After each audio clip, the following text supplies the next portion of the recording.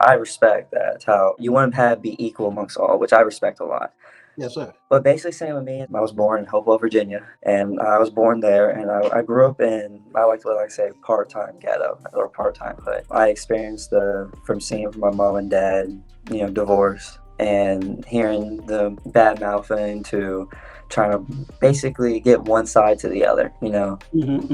And so I had to deal with that. So basically, when I hear the stories about you're not necessarily, hey, you don't know what it's like personally. I may not know what it's like, but I do know what it's like to grow up in a broken home. And I know what it's like to sit there and see both people argue in front of each other. What's going on, sir? How are you feeling tonight? I'm feeling pretty good, I'm living, I'm living. LIVIN. All right, that'll work. So that everybody know who you are, how about you give me your name and tell me a little bit about yourself? All right, well, my name's Mickey. I am a very hardworking person, very resilient. If I set my mind to something, I'm going to get it done. Very laid back, nothing really bothers me. There's only a certain amount of things that you can really affect me. So I'm pretty easygoing, so I don't really stress about things unless they need to be stressed. I feel you. How old are you, Nick? I am 19. If you don't mind, where do you kind of reside? Just say the state. Reside in Virginia. All right, cool. All right, Mick, my biggest question, because I deal with a lot of men, I talk to a lot of people on and offline, and I met you offline, and you gave me a very interesting story. You gave me a very interesting thing, and I want, people to hear from you. But your story is very equal to a lot of their story. Tell me about you growing up and some of the things that you went through, as a young man coming up in your life. I respect that. It's how you want to be equal amongst all, which I respect a lot. Yes, sir. But basically, same with me. I was born in Hopewell, Virginia, and I was born there, and I grew up in, I like to say, part-time ghetto or part-time hood. I experienced from seeing from my mom and dad, divorce, and hearing the bad mouthing to trying to basically get one side to the other. And so I had to deal with that. So basically, when I hear the stories about you're not necessarily, hey, you don't know what it's like personally. I may not know what it's like, but I do know what it's like to grow up in a broken home. And I know what it's like to sit there and see both people argue in front of each other. Well, then, from after divorcing, had to move over to Hampton. And I was living with my mom and my stepdad. My stepdad was now a military man. He's retired. Mm-hmm. We lived in Hampton, and then I saw being in the ghetto and being in multiple hoods where I lived most of my life, and I was the black sheep of it. Okay. Okay. I have been around a more white demographic than what I was used to. Right. I was more used to being around a lot more culture because in the ghetto it's Hispanics, black people, even Asians, even white. So Right. It's all like one group, and you're all in one area. So I was basically the black sheep, the way I talked was a little different. The way I was moved, my confidence was a little different. I was very an eye got on me quickly, from a lot of people because I was new, exciting. In half of 8th grade, I had to move to California. I went in the place of Lemoore, California. At the time, there was a lot of gang stuff going on between, Hispanics and natives. I went to high school there, and when you look at the high school movies in California, and we're like, oh, the movies it's basically true. The school I went to, Lemoore High School, which the school was fun, very fun. I didn't want to go there, I had to. So at first I was like, yeah, I'm not gonna make any friends, but knowing me, I immediately making a lot of friends, a lot of close people around me, gave a lot of advice to people, and one of my really good friends, I kind of was really close, kind of like a brother. He's in the Marines now, and he's in Japan, so I wish him the best of luck. Cool. Let me go back to something that you said earlier. And, you talked about, I'm going to bring you back to Virginia for the moment. Got it. About, hey, I grew up in the hood/ghetto. I moved to Hampton, was still in the same environment. So we can argue that the environment you grew up in was just lower economic. And it had a whole different social class than, let's say, most people would even recognize. Mm-hmm. That doesn't come from that social class, which meant it had its own rules, it governs its own way. And in order to survive, that you had to learn and do what that social environment called for. Exactly. Okay. So basically, it ain't even a racial thing. It's a socioeconomic class thing. Oh, yeah, of course. All right. My question to you would be, because you talked about you saw the same things that, let's say, other communities or black people may have seen in their home, meaning parents arguing, the whole divorce. Mm. When your parents divorced or they separated, how was you treated? How did your mom treat you? How did your dad treat you during this time? Well, but believe it or not, I had through the whole time I was young when it happened, but I also could remember certain things where I was fortunate enough where from time to time that I wouldn't hear anything because they both. That's why I respect both my parents. They're like, hey, they made it where they're not trying to get me in between that. There's always a leakage in some pipes, you know what I mean? There's always gonna be a leak. So from time to time I would hear it, but ultimately I didn't take no side. I still stayed stood to my ground. I love both of y'all equally. I'm not going to listen to anything that y'all say. So I was fortunate, very fortunate, to have that such like strong mindset at such a young age. And even now, where I sit here, I'm like, all right, what was said was wrong. I still love them both, but how did that affect me mentally? Right. And how do you think it affected you? Well, it affected. And I'll go down the line. Mm-hmm. How does it affect you? Say you as a young male. I'll tell you this, how it affected me is I have this big problem, which I'm working on now, was when I'm speaking and someone tells me like I'm wrong and I'm doing it wrong, I'll shut down because in my head I see it as like, okay, I disappointed you. I disappointed you, so I'm gonna shut down and I'm gonna let you talk. But in some cases where I'll be like, nah, hold up, I'm gonna say what I feel, and I couldn't care what you said. I think that's what maybe that's what done to me, and I tended to be a lot more. I was very active as a kid, so I would run, I would do whole things, and that's really about what I said that probably affected me was that right there. How do you think it affected you when it came to relationships? Knowing what you came from, and you have and the reason I say yours is unique is because you grew up in Virginia, but then you saw a whole nother side when you went to California. Mm-hmm. So it's like you've seen things other people probably have never seen or really indulged in that experience. Oh yeah. But how did that affect you when it came to, say, dating, seeing a woman, communicating with a woman? What is your whole concept, at your age and your experience when it comes to women today? Well, and that's actually a really good one because I didn't actually start seriously dating, which counts. I count as seriously dating is towards high school. Okay. I didn't start because what subconsciously now I see it is that me, I don't like to argue. I see arguing to people. I don't like to argue. I use it as a healthy thing, even in my relationship, which I'm very blessed to have. I see it as I'm not going to argue. I'm going to say how I feel and we can talk about it. But if this turns to an argument, I'm shutting it down. Right. Because I don't like arguing, because arguing leads to a lot more things, a lot more hurt feelings than what people say. Right. But how it affected me was that I didn't start dating until high school. So I was observing my friends. I was observing my family and how they reacted in certain relationships. And I took everything into own effect. And I was actually a lot like the advice giver for a lot of relationships. Okay. And I was a lot of advice giver for my friends to have that confidence to go speak to that girl. Well, I think the term is I grew up fast. Right. Especially with the talking to females and dating and relationships. I grew up pretty quick to know how to speak to a female and know when to basically go for it and not go for it. Gotcha. So you came out, I could say pretty healthy in the sense of being self-aware of who you are. Oh, yes. Where you at, how to communicate. Let me ask you this question. There's a lot of conversations also online and I've heard it in multi-sectors. So it's not just a black thing, generation stuff. I hear a lot of generational arguments. Some of the generational arguments is like, hey, we blame baby boomers or we blame Generation X or we blame millennials because you would be what, a Gen Z, correct? Believe it or not, I don't really get into it. So I think okay. But I hear those arguments. Do you hear them? Do you hear them at your age? Yes, I actually do hear them, and I actually hear it from the older demographic than the younger, actually. Okay, and what's being said? So mostly what's being said is that towards like the early 2000s, close to what I remember, was, believe it or not, even though I grew up in those hardened areas, I basically saw a lot of anger and hatred towards another race or another culture. And so even though they were in the same boat, they hated each other, which that's pretty interesting. If I'm in the same house and you hate me, what are we going to do about it? What the argument basically brings is that people want a pure bloodline. They want believe it or not, it's just hate. That's all it is. Okay. It's when I hear people say, "Oh, I just want my bloodline pure." Believe it or not, none of our bloodlines are actually pure. Right. So hearing that means that you will strictly, when it comes to family reunions, only see a white reunion or a black reunion or a Hispanic reunion. But mostly for the younger generation coming up, we all, as a custom, truly do not care. What we want is that we want to be able to fall in love and have that family and be able to feel that every day I wake up and look at the person that I love and not worry about the bad. When the storm comes in, you want to know that person that's right there is with you. You don't want to know that, okay, I'm just with you because my bloodline's pure. I really don't love you.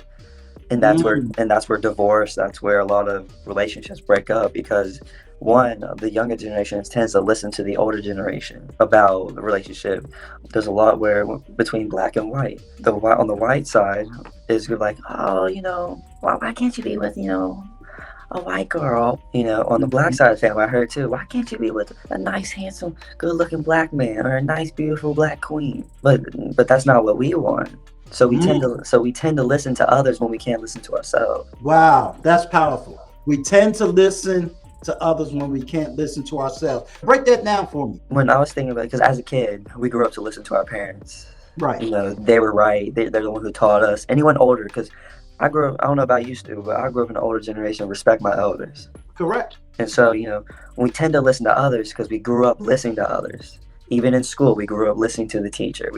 So when we listen to others, we take that advice and it slowly goes in our head. But when it comes down to doing something that benefits for you, why do you need someone else to tell you it's good for you when you know it's good for you?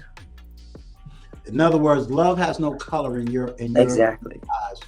Do you strictly date white? Do you date black? Or do you, as they would say, divesting is the word they like to use? What would be your preference when it comes to dating? Another thing, this is also the reason why I also very grateful for growing up in a lower class, basically growing up in the hoods. I don't discriminate. In my head is that we're all one. Right. I'm not going to sit here and say I'm not going to like you because you're white, you're black, you're Hispanic, you're Arabic, you're English, Scottish, whatever. I'm not going to do that. No, I prefer all cultures. And even my lovely girlfriend, she's Hispanic. Okay. And I love her to death.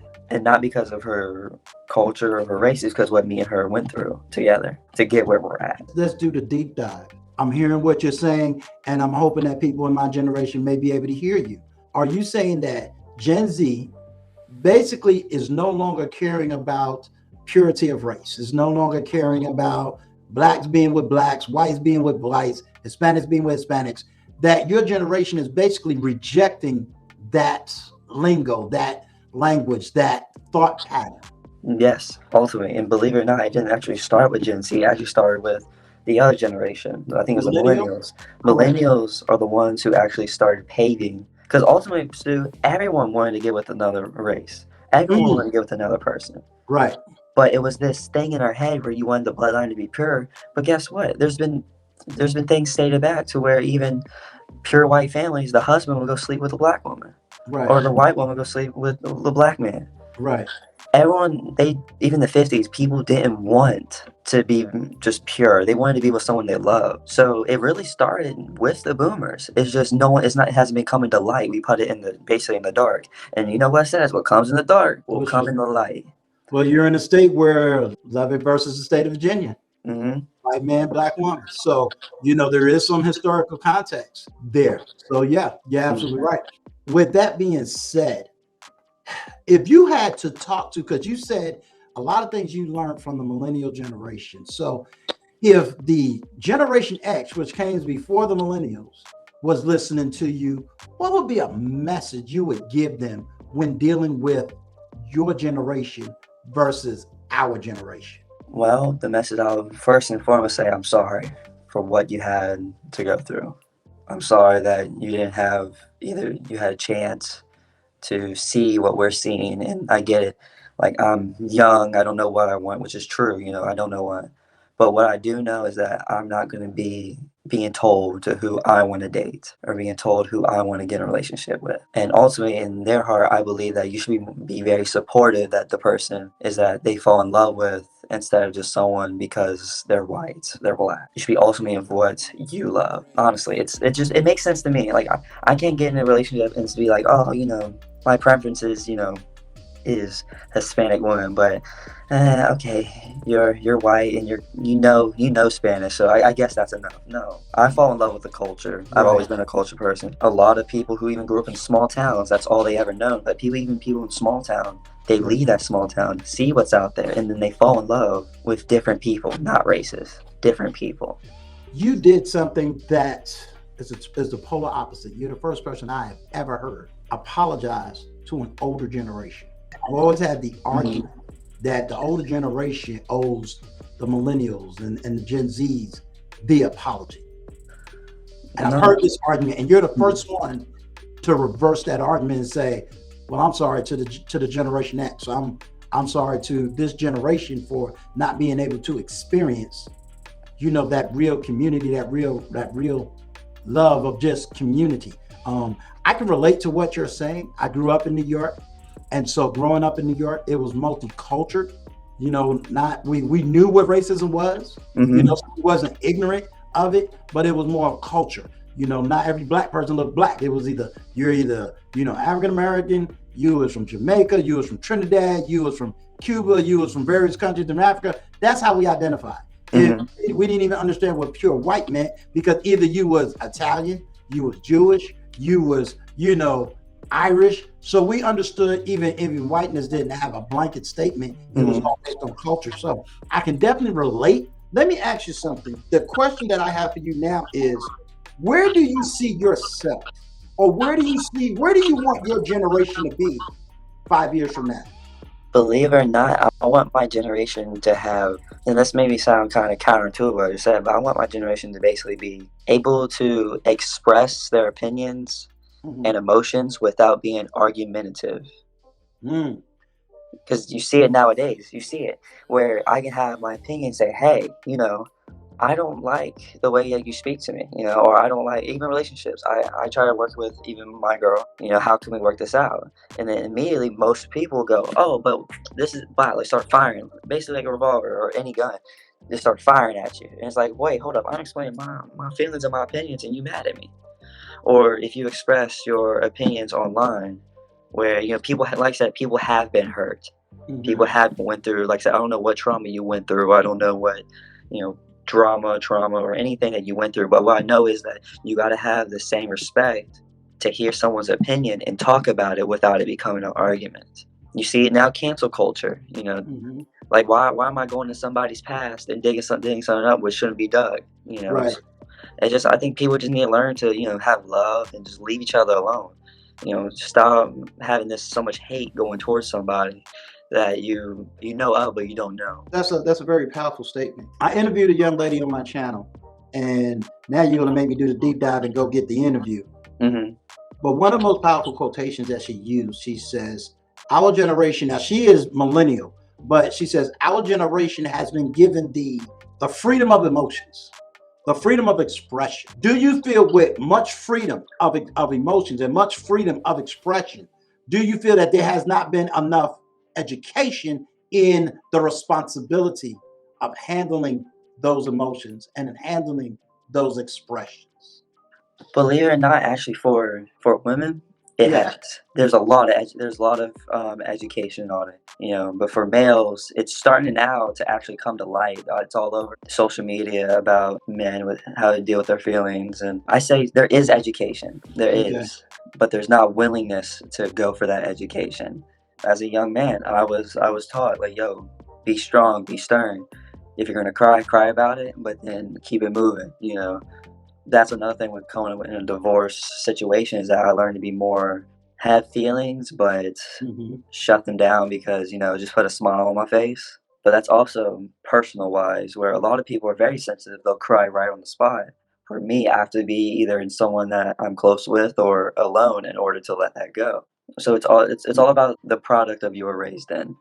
If you're raised to be very sensitive, then there's nothing wrong being sensitive, nothing. But if you were raised very hardworking, lock it in until you're alone, then that's how you're raised. That's why I think there is education for it. But ultimately, it's just if you're willing to break down that wall and show that emotion. Let me ask you something, Mickey, because in today's times, and I'm talking more on YouTube, I hear terms like simp, alpha, beta. And with those terms being thrown out and having weird ironies as to how those terms are defined, when you say what you say, do you hear someone saying, hey, if you cry, you're a simp, you're weak, you're not a man? Or is it supported?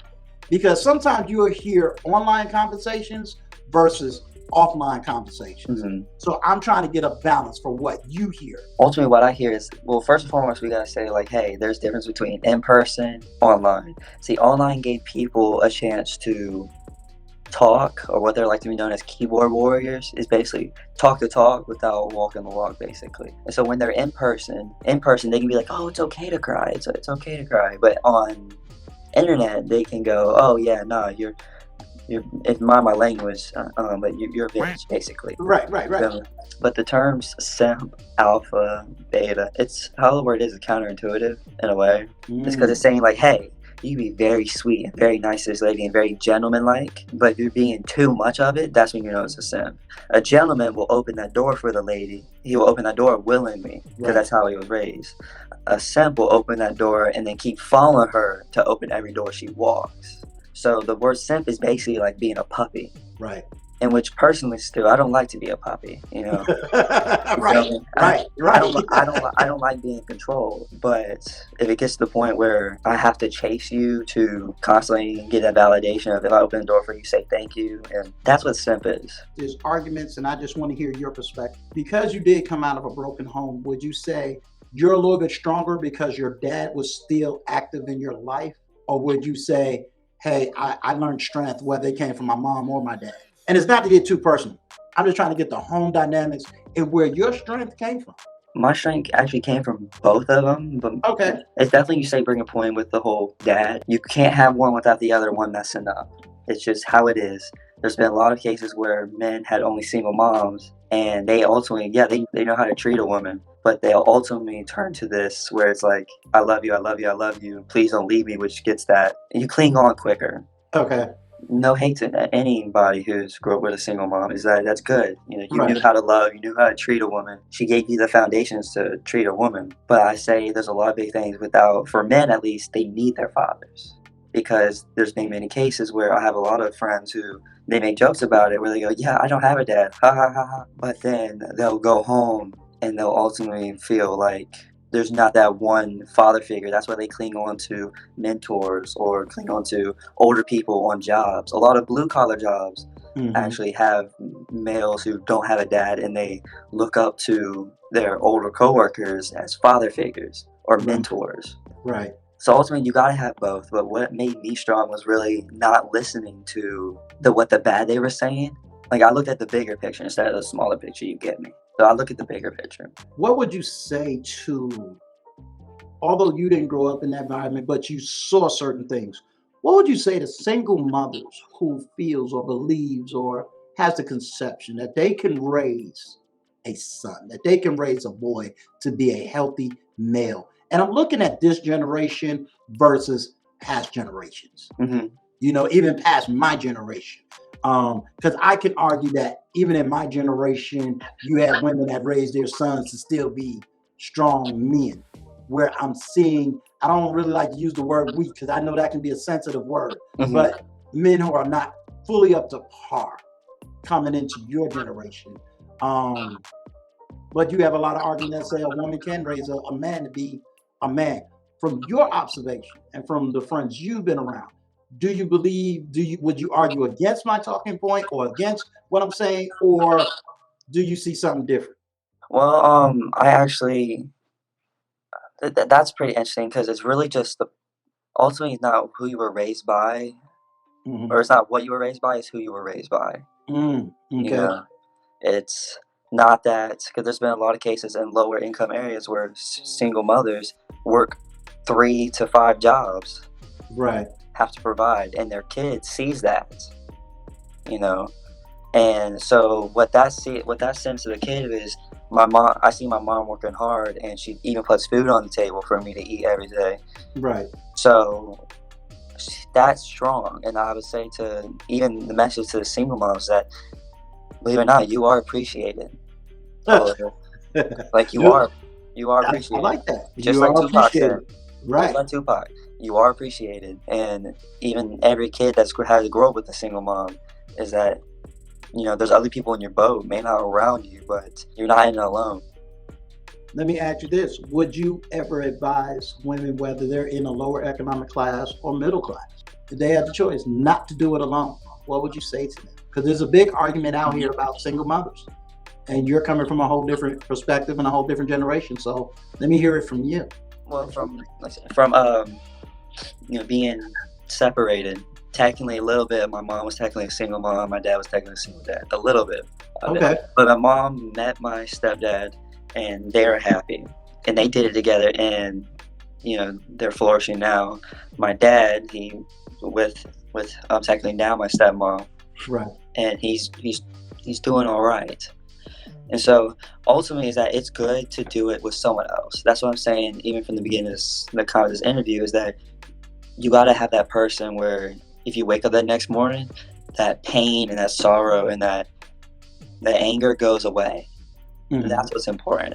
So not just to single moms, especially in middle class, and especially middle class, is wow, you're strong, you're great, you pull through, and you're getting the fruits of your labor, Right.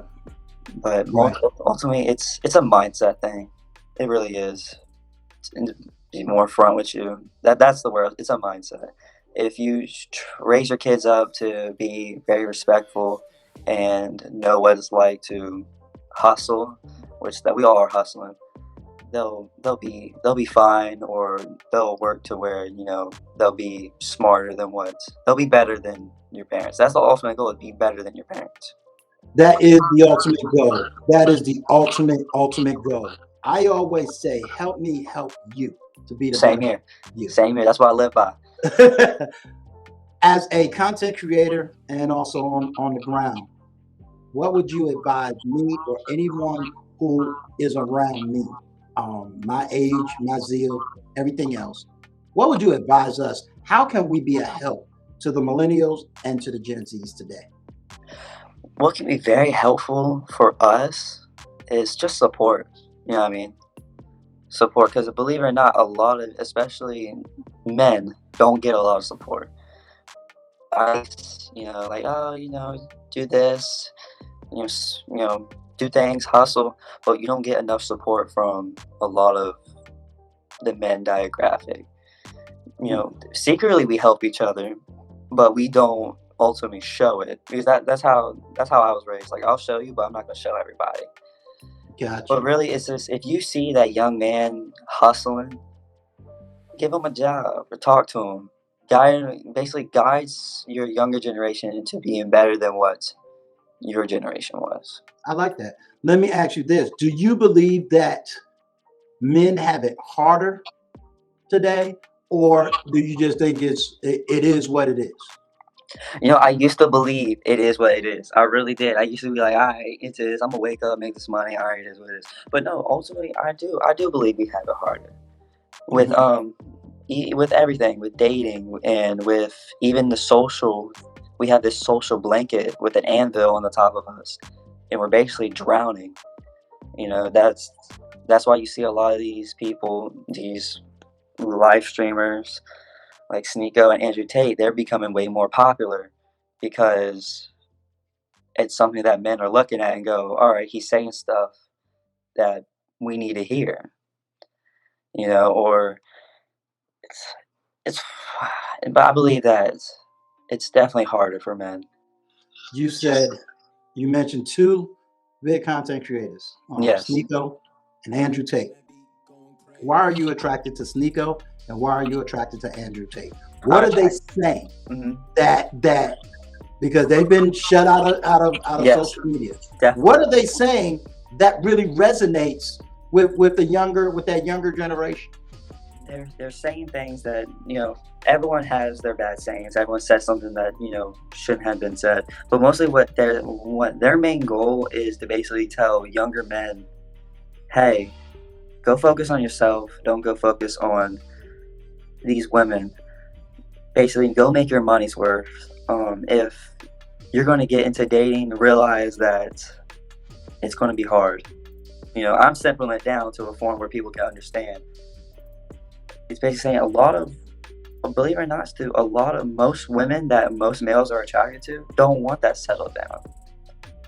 Talk to me. They don't want that settled down. You feel me? You see a lot of these, like, I'm guaranteed from 18 to 25, right? I was thinking about this, ages from 18 to 25. Most men have grown up, hey, find you a lovely lady, sit down, marry her, and, have a family. That's what a lot of men have, seen. But like I said, it's all from where you're from.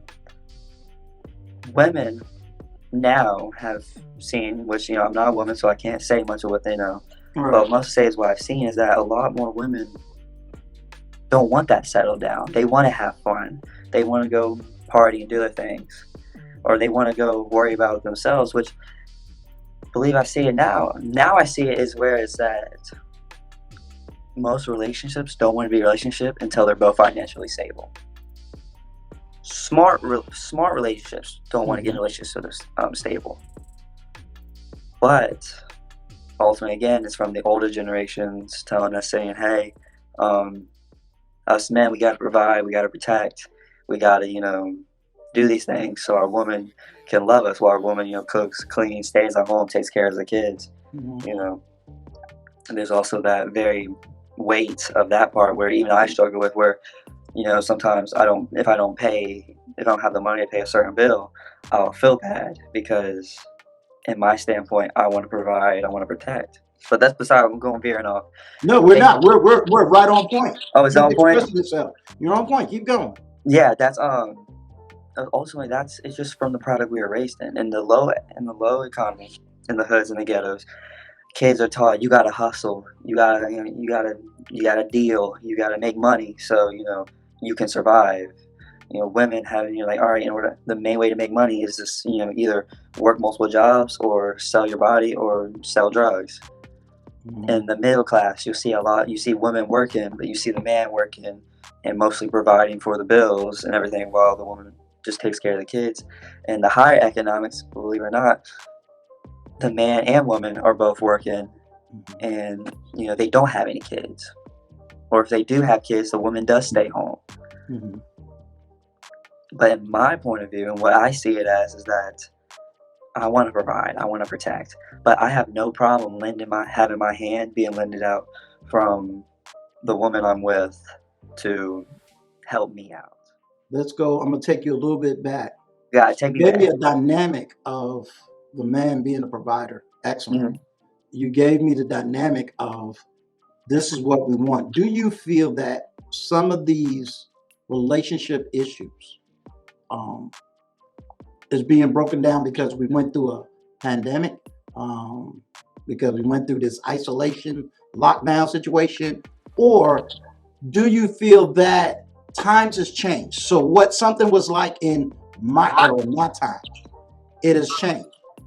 Right, wrong, or different, the fact of the matter is it has changed. So it's not as easy, or has the messaging gotten switched up through social media? Like I said, social media is a gift and a curse, because in the older generation, they didn't have, these ways of connecting with people across the country or across other countries. Right. It was, you're in a small town, you can travel to other towns and meet people. And if you meet someone, you fall in love, and then this happened. Right. And you have a family, and it's either you do really good or you separate. Right. What social media has done has given the younger generation, you see it all over, where you gave the younger generation saying, hey, this girl from Spain, she's beautiful. Oh my God, I want to talk to her. It has been a lot harder because there's so much knowledge and information out there, is that you're being told one thing where other people want another thing. And dating's gotten harder. It's, back in the day, you can basically get in a relationship and go to another city and sleep with someone else and come back, and you wouldn't know. Right. You wouldn't know. But social media has been saying where you got to basically be secretive, or you got to have it. That's why there's a lot of anxiety with relationships now, because you see it now. You see where young couples will be like, hey, let me use your phone real quick. What you want to use my phone for? Huh? What you want to use my stuff? Right. You got a phone. Use your phone. Right. So it becomes that secrecy where it's like, that's where arguments start. And if you got nothing to hide, You got nothing to hide, but most likely people have something to hide. Talk to me about communication, because you brought up anxiety. You brought up about emotions. Um, One of the biggest issues, observationally, is communication. Mm-hmm. Either men and women not communicating correctly, or generations not communicating correctly. Do you see it more as a generational issue, or do you see it amongst men and women? What is your observation from your vantage point? It's amongst men and women. Okay. It's amongst men and women. It's definitely where communication is very important, because if you don't communicate what you're feeling, or if you don't communicate because people can take communication way out of standpoint, I can communicate with you, but what's that gonna do? You know, I can talk to you. I'm communicating right now. All right, we communicating, Right. but you're not communicating. Let me say it again. You're communicating, but you're not communicating. Break it down for them. So communicating is me speaking with me and you. We just speaking. There's another word for this, but me and you're speaking, we're communicating. But communicating is also understanding and emotion. When you communicate with somebody, you're not just saying words. You're saying something what you're feeling. You're saying, hey, I can go to, and people shouldn't be afraid to communicate with their loved ones. You shouldn't be afraid to say what you feel, or you shouldn't be afraid to say, hey, I don't like how, you cooked, you need to add a little more seasoning, Right. And, criticism, that's another thing with communication. But ultimately, it's a person thing. I can communicate with a lady. We can have a subject where it's like, hey, I think men have it harder. And she'd be like, all right, I think women have it harder. Now, communicating is saying, all right, I state why men have it harder, and she states why women have it harder, and we talk about it. Communicating is like, I think men have it harder. All right, well, women have it harder. All right, but men have, they have a social blanket over them, and they're like, well, that's when it becomes argumentative. It's not understanding. With that idea of communication and the argument that you gave, you'll have women that will, at least from some of the conversations that I've had, they'll use terms that's coming from feminism. Mm-hmm. They'll use terms about how hard it is for women, and a lot of their anecdotal evidence goes all the way back to the 1960s. Yeah. Goes back to partly of the 80s. But none of these, from my observation, do I see this stuff now. Do you think that women are going through some form of sexism or some form of feminism, or what do you know about it, and how prevalent is that in your generation? It is actually really huge in my generation. Mm-hmm. Very huge. It's actually one of the reasons why young men are also look up to these, live streamers and popular content creators.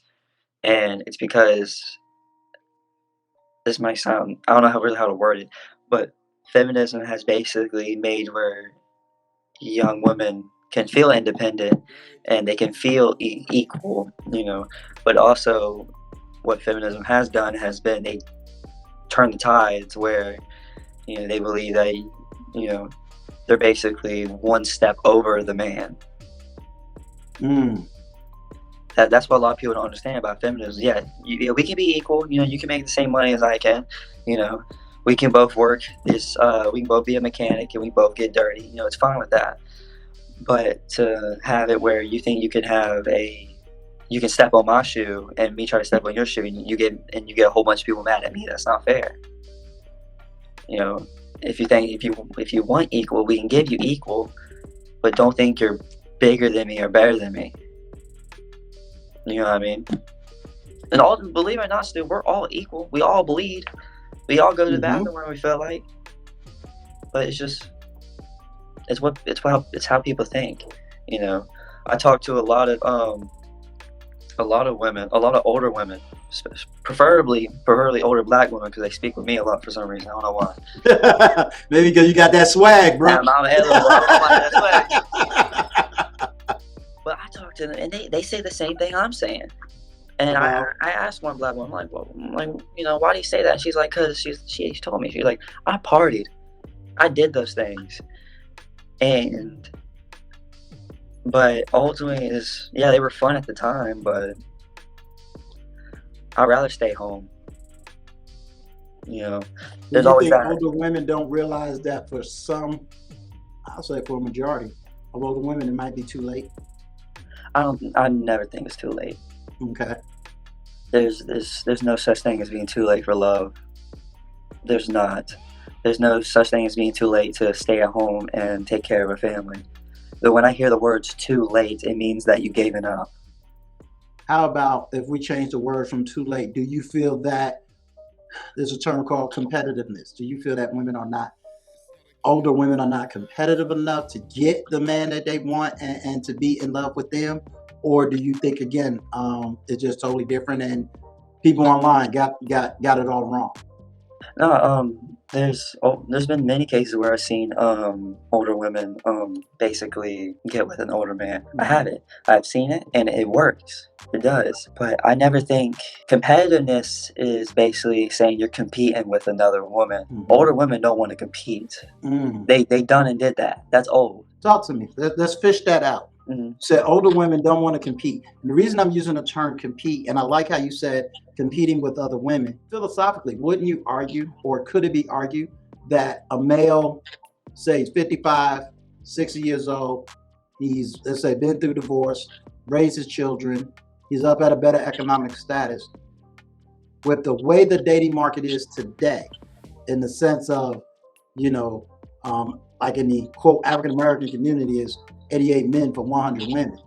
We're not even talking about the alphabet community, part of that 88%. Wouldn't that be competition for women to get with a single male at that age? In a way it would. But you said from what, 55 to 60? I'm using 55 because most people, if they get divorced, it's usually divorce.